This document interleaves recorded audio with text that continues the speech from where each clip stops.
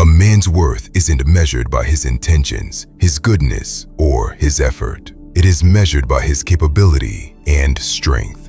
Unfortunately, the rules of the system fool the average man into thinking his value lies in being good and working hard.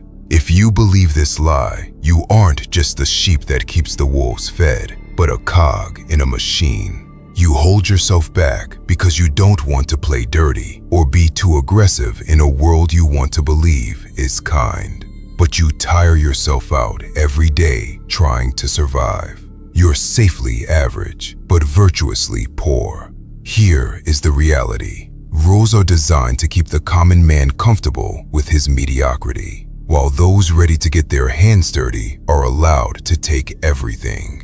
Men who rise to the top play by a set of different rules. Rules the common man deems evil and unclean. No one who wins big in life plays it fair. That is the brutal reality. Do not misunderstand me. I'm not saying you should grab a gun and rob a bank. No, I'm saying you are following the syllabus of the nice guy. Snap out of it. It's a smooth road that eventually leads to a cliff. Modern society promotes the idea that the world is fair and everything is equal. It's a strategic tool designed to keep you stagnant. Listen, we all have vastly different levels of discipline and obsession in life. To force an equal outcome for a man who sleeps on the factory floor, wakes up at 5 a.m. and works out at the gym, and a man who rots in bed playing video games and scrolling endlessly isn't fair. It's a theft of the higher man's effort. Life is a battleground for power and influence. And until you realize that, you will keep finding solace and comfort while denying yourself the moral courage and permission to become ruthless with your ambition. You are gifted with immense potential and power. And if you don't take that ground, someone who cares even less about fairness will. In this video, we will go over 7 hidden laws that will not only make you dangerous, they will make you successful in every field of life. Law 1. Nobody is coming to save you. This law is the red pill of personal development. It's the moment you realize that you're fully responsible for your life, not luck or fate. Most men are passive observers of their own lives. They watch their life go by like a movie while making excuses and feeling like the victims of circumstance. Here is the reality. Our early childhood is the only time in life when our survival is someone else's job. We have utilitarian power. We don't have to work for anything. We just have to point at a candy and we get it without pushback. When we don't get that candy, the feeling can be just as heavy as a mortgage feels to an adult. Our brain hasn't developed the logic to realize that it's a small problem, and we don't yet understand that actions have permanent consequences. So our crying and tears are a reaction to what we perceive as a genuine crisis. However, for most men, childhood wasn't that rosy. They weren't raised by helicopter parents who solved every problem for them. They grew up in conditions where nothing was guaranteed. Everything had to be earned. Instability and lack of resources were normal. It was the hardest part of their life. So, for them, adulthood, despite the bills and the pressure, feels liberating because they finally have the power to become the active architect of their own life. Now look at yourself objectively and ask, are you a passive observer or an active architect of your life? Unfortunately, most men never sever the cord. They drift through existence thinking they're owed a better life, regardless of their effort or achievements. This mindset stems from a social contract we were taught since childhood, that hard work and good behavior equal reward, and we suffer twice because of it. Imagine breaking your back every day just to survive, saying yes to avoid discomfort, and remaining compliant in hopes that life will finally grant you your heart's desires. And when that doesn't happen, you feel cheated and frustrated because life has broken a promise it never made. Your entitlement is the very thing causing your pain. Here is the brutal reality. No one is coming to save you. The universe doesn't care about your feelings or your existence. In the adult world, nobody is obligated to care about your struggle. The world is not a daycare. It's a marketplace. It doesn't pay you for your good heart or your potential. It pays you for how useful you are and how difficult you are to replace. Now, this does not mean your worth as a human is up for debate. You matter deeply to your tribe and inner circle. Sure, their love is real, but love isn't the backbone you need to become a savage. Life has no mercy for the average lower-tier man. It feels unfair until you realize the gift hidden inside it. The truth is, you're not special until you make yourself valuable. Why do you think the elite attract help effortlessly while the average broke guy stays broke? The answer to that is simple. No one wants to invest in a sinking cost. The potential for a future return from the elite is a better bet than a poor man's gratitude. It sounds harsh, but human nature is forward-looking. The more you have, the more you are given. Brands send free clothes to celebrities who can afford them. Investors offer better terms to companies that already have cash. People will help you because they see value in you and want to stay connected, not because they owe you for 20 years ago. Think of a ship in a storm. If the captain has been kind to the crew for 10 years, but suddenly loses his mind and can't steer during a hurricane, the crew won't stay on the ship out of loyalty. They will jump to the lifeboat of a captain they hate, but who knows how to navigate. Your past kindness is a memory, but your current strength is a utility. People don't follow a resume, they follow a trajectory. If your trajectory is pointing down, staying with you feels like sinking. This does not mean they are bad. Humans are biologically wired to scan the horizon for future threats and opportunities. No one wants to be next in line for the struggle, and no one should be a burden to others. Your future is 100% your responsibility. No one is coming. No one. The earlier you realize that, the sooner you set yourself free and start focusing entirely on your mission. Law 2. Success is a resource war. In the real world, the highest rewards are limited. There is only one CEO, one gold medal, and one #1 spot on the search results. For you to win that spot, someone else, who likely worked just as hard as you, has to lose it. Success isn't a cooperative game. It is a resource war. You are competing for a finite amount of attention, money, and status in every field of life. Whether you are battling for subscribers, grades, or a woman's heart, the rules of the war apply. An attractive woman is receiving pings of attention from dozens of men via DMs, work, and social circles. Her time and emotional energy are finite. If you are waiting for her to notice how nice you are, you will lose to the man who displays more strength, offers more utility, and creates a better vibe. You don't wait for the path to be cleared. You create it by outworking, outthinking, and outmaneuvering the competition. We are taught that success should be clean and moral, but high-level winning requires tough trade-offs. If it means you have to take a client away from a friend or fire someone who is a nice guy but incompetent so your business can survive, then so be it. Ruthless success means having the stomach to make the messy choice if it's the right one for the mission. You cannot lead an army if you are afraid of the sight of blood. Fair is a concept invented to keep people orderly. The market doesn't care about fair, it cares about dominance. If you lose a contract to a competitor who was more aggressive, complaining that it wasn't fair is a sign of weakness. The strong man asks, how did they beat me, and how do I make sure it never happens again? If you are a good man with a great vision, it is your moral obligation to be ruthless in your pursuit of success. Because if you don't take that ground, someone with bad intentions and lesser values will. By winning the resource war, you ensure that resources are controlled by you, the one who will use them for good. The world is not a playground, it is a battlefield of interests. If you aren't actively taking ground, you are losing it to someone who is. There is no safe zone where these wars don't apply. Even if you aren't in the arena, you're still in the war. Law 3. Become ruthless. Cruelty is about hurting others for your own pleasure or ego. Ruthlessness is about cutting away what is dead or diseased so the rest can live. A surgeon is ruthless with a tumor. He doesn't negotiate with it or try to be nice to it. He cuts it out because if he doesn't, the patient dies. You must treat your distractions, your bad habits, and your comfort zones like tumors. If you don't cut them out, your dreams will die.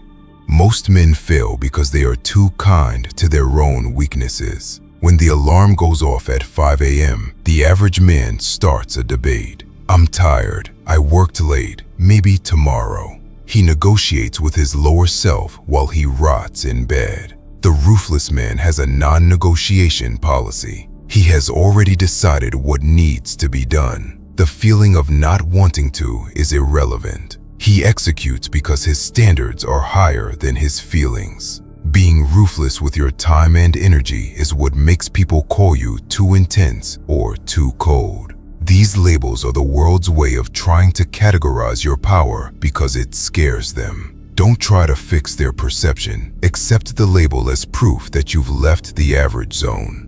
A man who is obsessed with his mission speaks a different language from a man who is obsessed with his comfort. Real power is being okay with being the villain in someone else's story if it means being the hero in your own. They might misunderstand your process, but they cannot argue with your results. They might call your diet crazy until they see your physique. They might call your business risky until they see the bank account. Results are the only universal language the world understands. Once you deliver the win, the misunderstanding turns into admiration. You're operating at a level people from your past literally cannot understand your reasons. They aren't being mean, they just don't have the translation software in their brains to understand why a man would choose pain over comfort.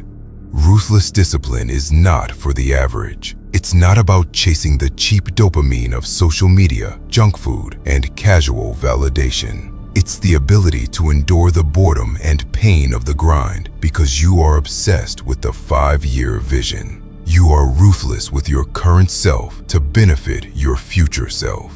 You're eliminating the internal enemy so you can become invincible to external ones. Law 4. You must become obsessed or stay average. 90% of men are living a balanced life. They spread their time and energy evenly across work, family, friends, fitness, and hobbies. If you give equal energy to everything, you will never be exceptional at anything. You cannot have a world-class life while maintaining a normal lifestyle. To reach the top 1% of any field, you must take 90% of your focus and pour it into your one thing. The other 10% is just enough to keep you alive and functioning. If you give 20% effort to your goal, you are competing against an obsessed rival who is giving it 90%. They will outlearn you, outwork you, and eventually surpass you. Your balanced life makes you a balanced loser in a specialized world. Do not misunderstand me. I'm not saying a balanced life is completely useless. Sure, it helps you avoid big failures. You'll have a comfortable life and decent health. You won't get too tired or stressed, but you will miss out on great success and fame. If that's what you want, that's fine. But if you want a world-class life, one with extreme wealth, elite fitness, or massive influence, you have to move at a speed that breaks the normal sound barrier. You have to do what 99% of people are unwilling to do. You have to become obsessed, like a man possessed. You cannot live like everyone else and expect to live like no one else. Elon Musk didn't build his companies by living a normal life. There were periods where he slept on the factory floor. He didn't do it because he liked it. He did it because he was so immersed in the problem that walking away was an unthinkable distraction. When you are obsessed like Elon Musk, you stop clocking in. Your brain is solving the problem while you eat, while you shower, and while you sleep.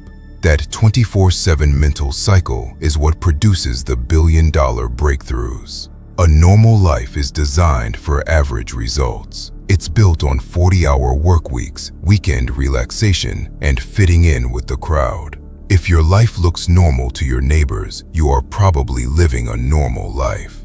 But when you start living for a world-class life, they will call you crazy, obsessed, or too much. Being called weird by average people is the first sign that you are on the right path to an uncommon life. Law 5. Become dangerous. A man has no choice but to become dangerous. Your capacity for violence is the only thing that guarantees your survival and the safety of those you love. If you are not dangerous, you are at the mercy of those who are. A harmless man is a powerless man. In the war for resources, the harmless man does not have a seat at the table. He is part of the menu. His freedom and resources are up for grabs. The harmless man is kind because he is too weak to be dangerous. He is a liability because he cannot protect his territory or his people. Here is the reality. The only way to keep a threat away is to become a threat yourself. It comes with the territory of being a man. Just like a country needs a military, not because it wants to go to war, but to ensure no one attacks it. And if it ever comes down to it, the country is ready for the smoke. A man needs the capacity for danger. If you have no teeth, you have no way to set boundaries. You will invite aggression, bullies, and predators. People will impose their will on you. They will take your time, your money, and your respect because there is no consequence for doing so. Being dangerous is the no-fly zone of your life. As we discussed in Law 1, no one is coming to save you. If a crisis hits, if your family is threatened, if your business is being sabotaged, or if the economy collapses, good intentions won't save you. Only competence and force will. You have a moral obligation to be dangerous enough to handle the storm. A harmless man is a spectator during a tragedy. A dangerous man is a savior. There is a quote that goes, "You cannot be virtuous unless you are first dangerous." And it's true. If you are nice because you are too weak to fight, that isn't virtue, it's cowardice. If you are a formidable man, capable of being ruthless, strong, and dominant, but you choose to be gentle and kind, that is character. To be truly good, you must first have the power to be bad and choose not to use it. Now, let's quickly go over a few steps that will turn you into a weapon. First, build your physical power. Enroll in an MMA, Brazilian Jiu-Jitsu, or boxing gym. Knowing you can handle yourself in a fight fundamentally changes how you carry yourself and interact with others. Build a strong physique, for a strong body houses a strong mind. Next, sharpen your mind. Learn to think, speak, and write with precision. A man who can formulate a strong and convincing argument is often more dangerous than one who can only throw a punch. Read books that challenge your limits. Ignorance is a form of weakness you cannot afford. Finally, master your emotions to remain calm under pressure. Emotional outbursts are a sign that you're controlled by others. Use silence to observe others' weaknesses and gather intelligence. Never reveal the full extent of your knowledge unnecessarily. With these skills, your nervous system stays calm. You begin to move with a heavy presence, the quiet confidence of a predator that doesn't need to growl to be respected. Your capacity for violence gives you the peace to be gentle.